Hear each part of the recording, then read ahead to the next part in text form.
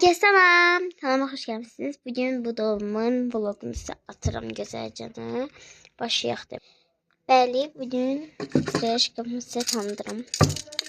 Bundan başlayaq. Belə dərman kutusunun bir qab eləmişim. İçində iki dənə qolbağım var. Bir dənə qolbaq qabım var deyə sadəcə işlədiyimi bura qoymuşam. Şəkildə.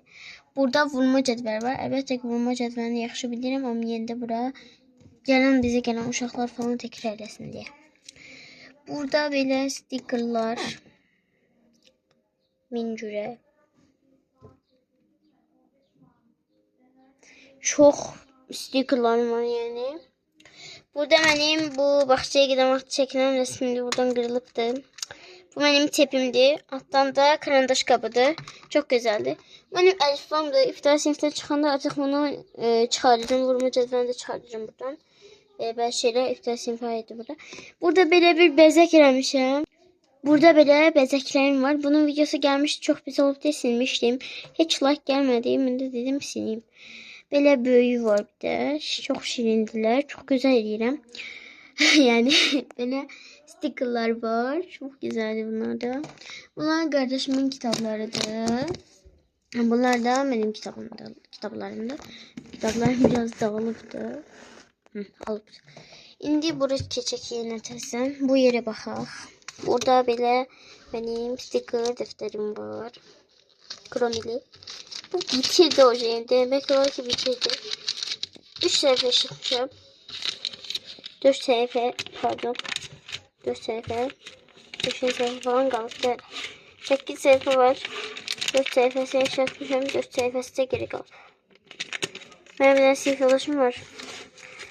O işledi bir günde benden tez alıptı. Geç alıptı.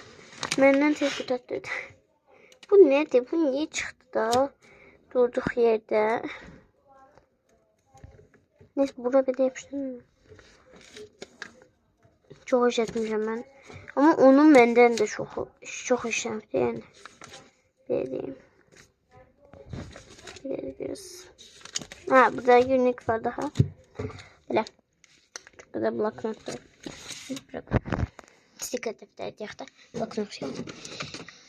Burada plastik koyun kabım falan diyebilirim. Burada kukla var içinde. Burada da plastiklerim var. Burasını çok dağıtmaya. Ruşka falan koymayacağım da. Bir tane ruşka var değil mi?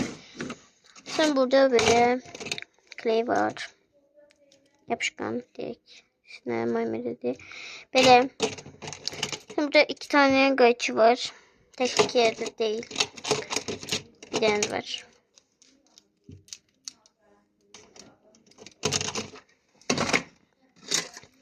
Burada böyle kabımda katkeş kabım çok güzel bezemişim.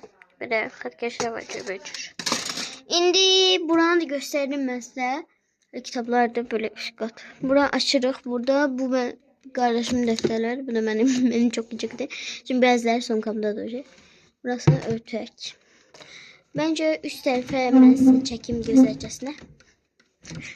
Üst tarafta belə deyən bu qab mənim əşyalarımın qabımdır. Belə içini doldurmuşam. Çok güzeldi bence. Çok güzel qabdı. Sonra burada məmə bize 8 maddə bir hediye vermişti. Güzel şarkının Leyla diye. Belə yazıdı oxuyun. Videonu da oxuyabilirsiniz. Daha doğrusu oxuyabilirsiniz. Belə qutudur, sandıqdır deyim. Çok güzel kutu. Bu da yeni ilde yeni məlumatlarım. Burada konfet vardı. Yeyip şeyini koymuşum kağıdına. Sonra burada krom yapıştırmışım. Bir de benim bu birinci sınıfta aldım. Kumaş gibi şey vardı. Bu benim bandikotumdu. Bunlar da bu benim ipimdi. Ben cürbəcə qobaq alacağım. Bu da boncuklar. Çok güzel. Böyle bu kadar idi. Buranı göstereyim mi sizce? Burası dağınık görünüyor ama bu kadar da dağınık değil. Yani sadece çok şey var. Biz dağınık görünüyor.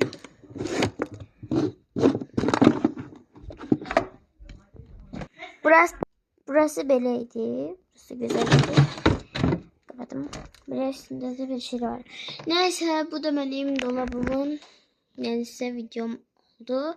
Videom buraya kadarıydı. Çok sağ olun izlediğime göre. Ne olur kanalıma abone olup like atın.